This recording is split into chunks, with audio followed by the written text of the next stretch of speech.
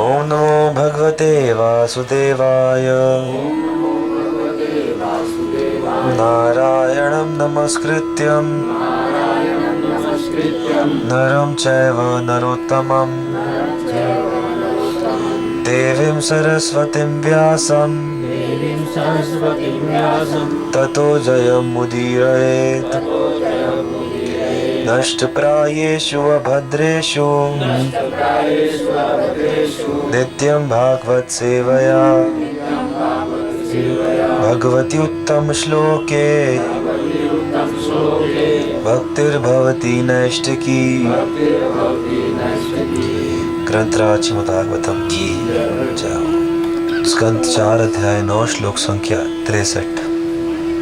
उद्यानानि बगीचे च भी रम्याणि अत्यंत सुंदर विचित्र है विविध अमर द्रुम है स्वर्ग से लाए गए वृक्षों से कूजत गाते हुए विहंग पक्षियों के मिथुन है जोड़ों से गायत गुंजार करते मत्त पागल मधुव्रत है भौरों से। उद्यानानि च रम्याणि विचित्रैरमरद्रुमः कूजत विहंग मिथुनैर् गायन मत्त मधुव्रत है।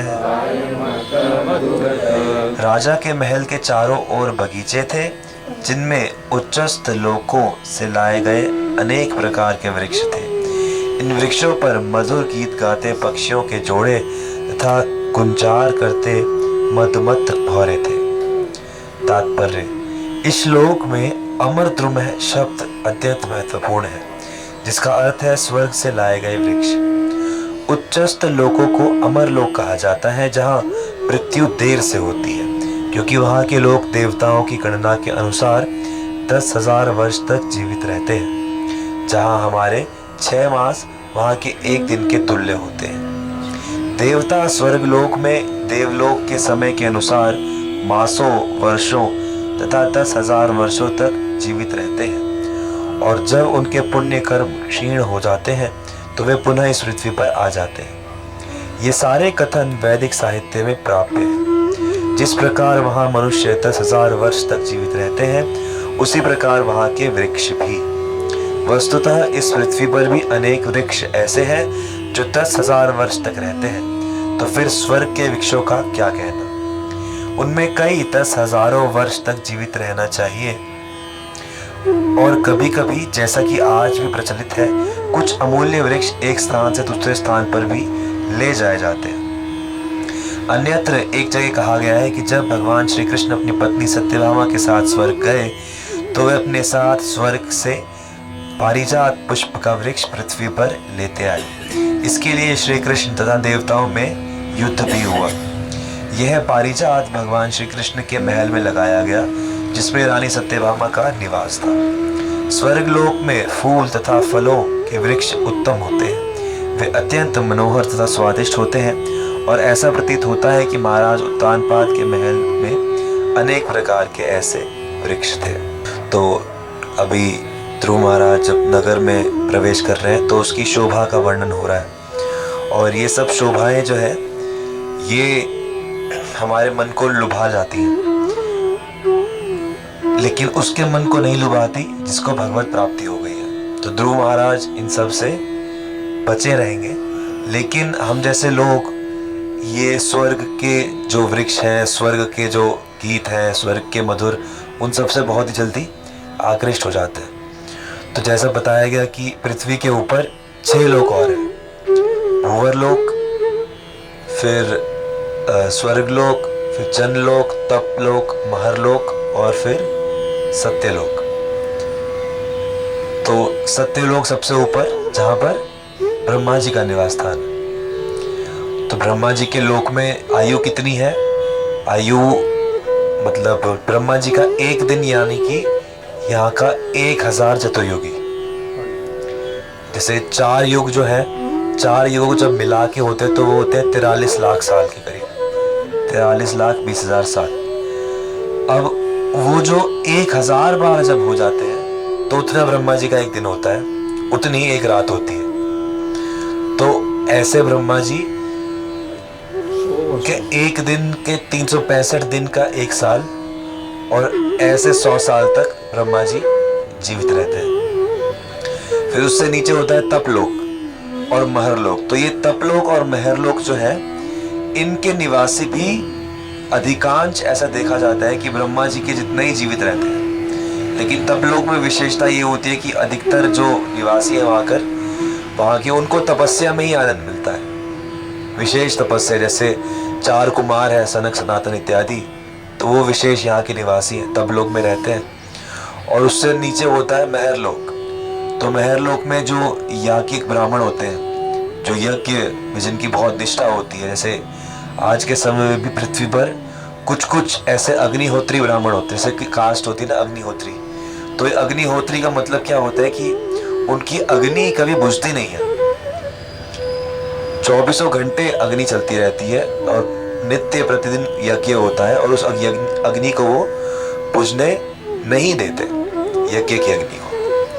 तो ऐसे ब्राह्मण महरलोक तक जा सकते हैं। फिर उससे नीचे जनलोक। जनलोक में भी जो बहुत पुण्यवान लोग होते हैं भोग करते पहुंचते हैं। फिर स्वर्गलोक। स्वर्गलोक का ऐसा वर्णन सुनते हैं कि देवता इत्यादि रहते हैं। और स्वर्गलोक में अवधि कितनी है, तो यहाँ का 6 महीना, वहां का 1 दिन है। जब ब्रह्मा जी की रात्रि होती है तो स्वर्गलोक के जो निवासी होते हैं वहां और जनलोक तक के, उनका भी प्रलय हो जाता है, वो भी खत्म हो जाते हैं। और स्वर्गलोक से नीचे होता है भुवरलोक, जहाँ पर यक्ष और राक्षस रहते हैं। तो यक्ष जैसे कुबेर यक्षों के राजा हैं, और राक्षस इत्यादि जो है वो उस लोक में रहते हैं। और उससे नीचे पृथ्वी लोक, भूलोक, जिसमें कि हम लोग रहते हैं। तो इस प्रकार से ऐसा है।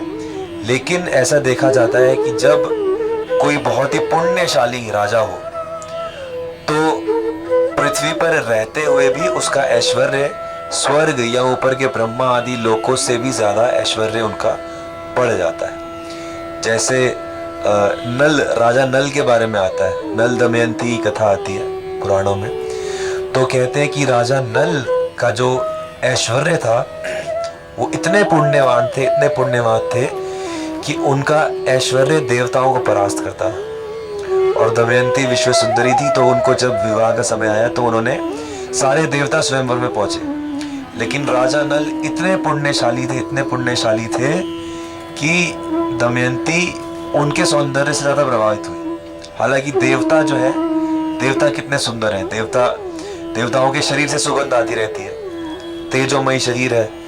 लेकिन पृथ्वी पर भी कोई इतना पुण्यशाली व्यक्ति अगर हो तो उसको भी परास्त कर सकता है। तो यही उदाहरण यहाँ पर दिया गया कि उत्तानपाद महाराज भी पुण्यशाली थे इतने कि उनके राज्य में ऐसा वैभव था।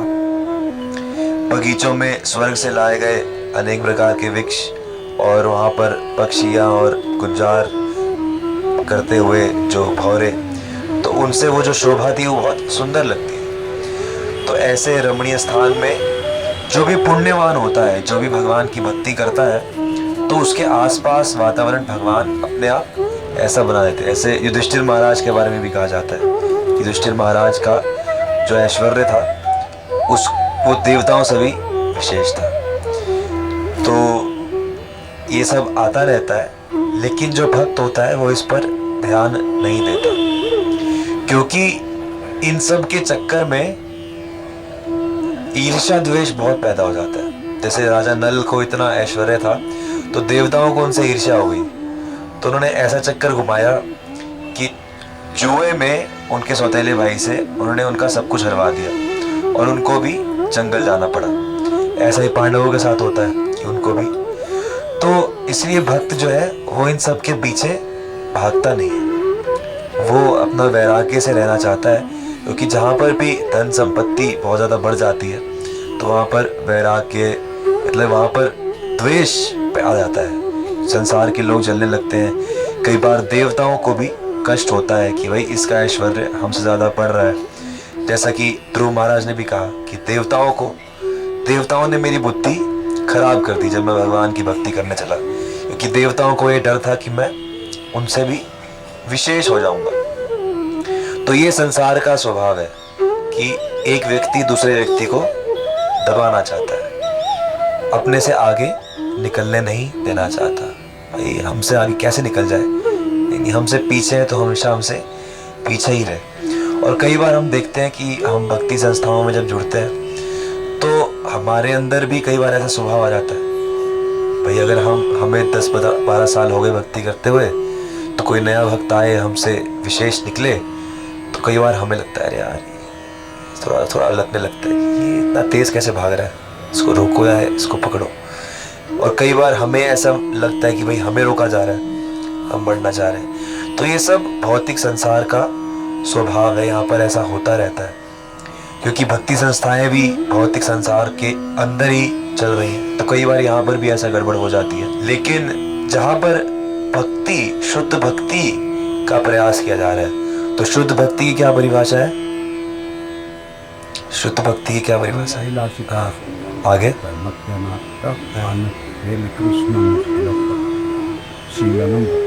हाँ, तो इसका अर्थ क्या है? अन्य कोई अभिलाषा न हो, भगवान को प्रसन्न करने वाला। बिल्कुल। अन्य अभिलाषाओं में क्या अभिलाषाएं होती हैं?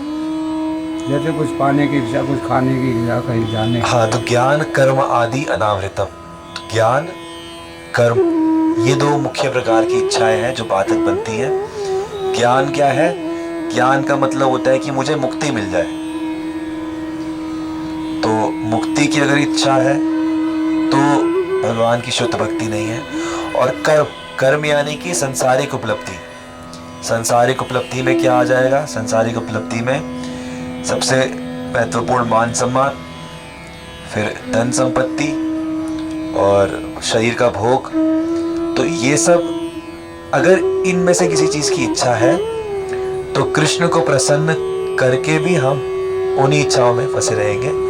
और भक्ति संस्थाओं में हमें अपना ये प्रयास करते रहना चाहिए कि नहीं, अगर मैं कहीं किसी इस इच्छा के कारण दुखी हो रहा हूँ या हो रही हूँ कि भाई मेरी किसी भौतिक उपलब्धि में कोई बाधा आ रही है, तो मेरा दुख गलत है। तो अपने उसको ठीक करके हमें उसको ऊपर आ देना चाहिए अपने मन को कि नहीं, ये भौतिक उपलब्धि के कारण दुखी नहीं होना।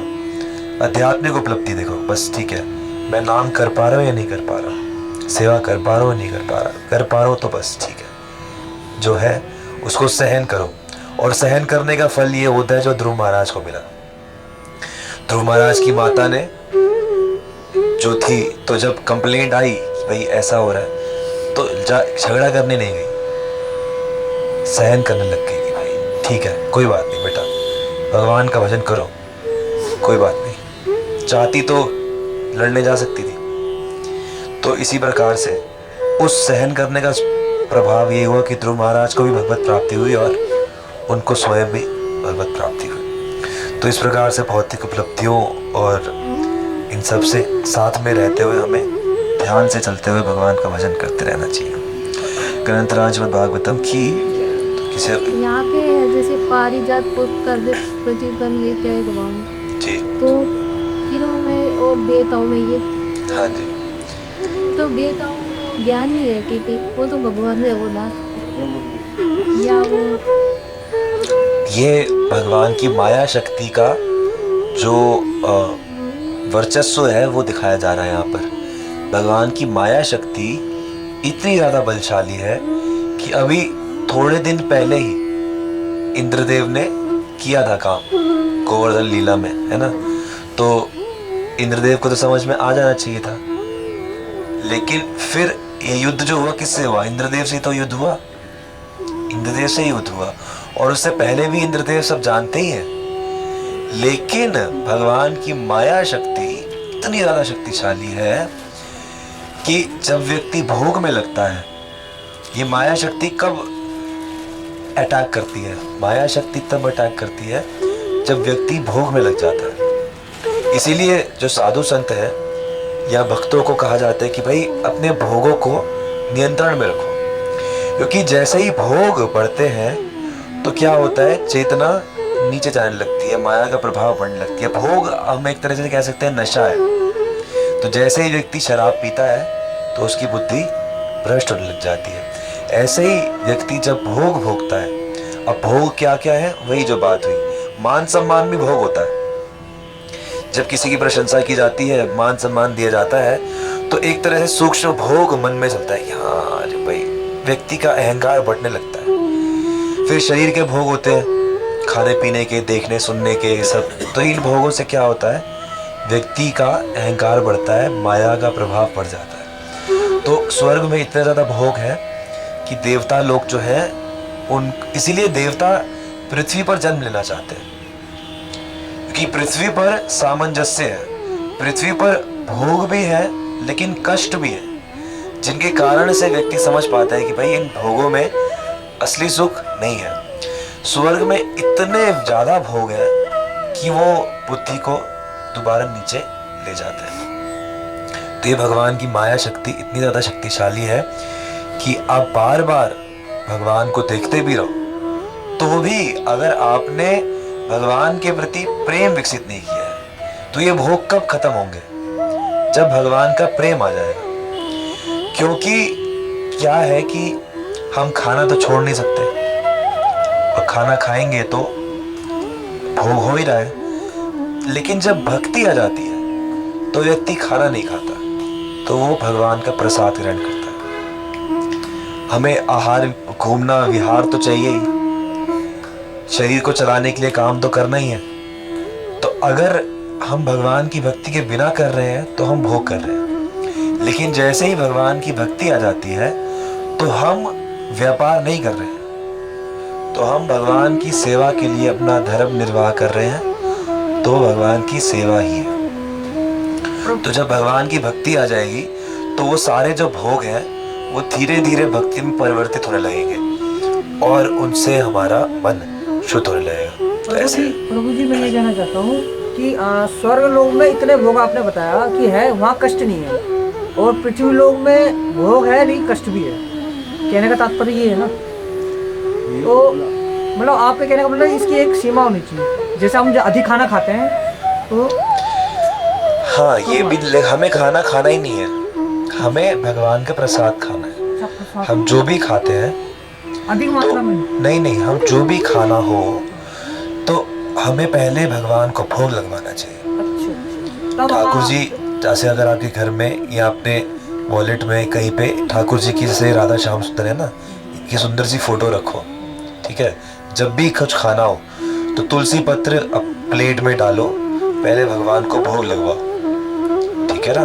भगवान को भोग लगवाया, फिर उसके बाद वो जो घंटी बजाते हुए हरे कृष्ण महामंत्र पढ़ते हुए शुरुआत में भगवान को भोग लगाओ। भगवान से प्रार्थना करो कि प्रभु ये मैंने अपने लिए नहीं बनाया, ये आपके लिए। तो भगवान भाव को ग्रहण करते हैं, तो जब वो उस भाव को देखते हैं तो वो उस अन्न को पवित्र कर देते हैं। फिर जब आप खाते हो मात्रा में सही चीज, तो वो भोग नहीं होती, प्रसाद हो जाता, तो वो प्रसाद हो जाता है, और उस प्रसाद से मन जो है वो शुद्ध हो जाता है। तो ऐसे करते हुए प्रत्येक वस्तु, प्रत्येक काम जो हम संसार में करते हैं, वो भगवान के लिए, भगवान के प्रसादी रूप में जब उसको ग्रहण किया जाता है तो वो मन को शुद्ध करता है।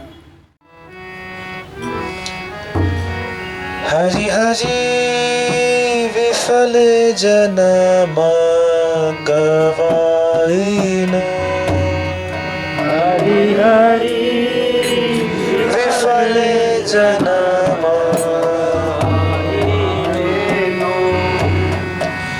मनुष्य जन्म पाया, राधा कृष्ण नाम भजिया। मनुष्य जन्म पाया, राधा कृष्ण नाम भजिया। जानिया सुनिया वेश खाएनो, जानिया सुनिया वेश खाएनो। बोलो केर प्रेम धन, हरि नाम संकीर्तन। बोलो केर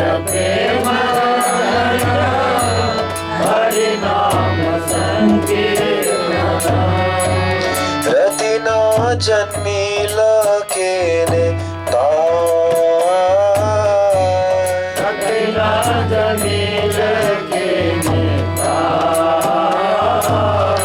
तो स्वर्ग से आई हुई चीजें तो अलग है, लेकिन ये जो नाम संकीर्तन है ये गोलोक से आया है, तो ये और भी ज्यादा विशेष है। ओ संसार विशानले दीवानी शिया ज्वले, संसार विशानले दीवानी शिया ज्वले, जोड़ाई तेना कैनो उपाय, जोड़ाई तेना कैनो उपाय, जोड़ाई तेना कैनो उपाय, जोड़ाई तेना कैनो उपाय। ब्रज धृन तन जय शचि सुत होय दसे, बलराम होइल निताई, बलराम होइल निताई, दीनहीन जत छिल हरि नामे ओधरिल, पार साक्षी जगाई बधाई,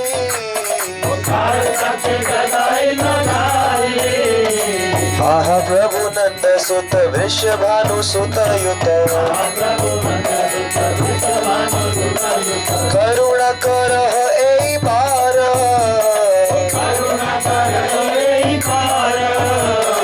नरो तप दास कोय नाथ लिहा रंग पाए,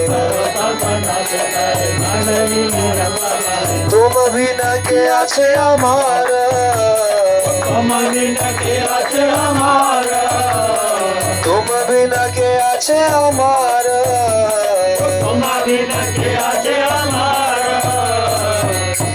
हरि हरि विफले जन्म ग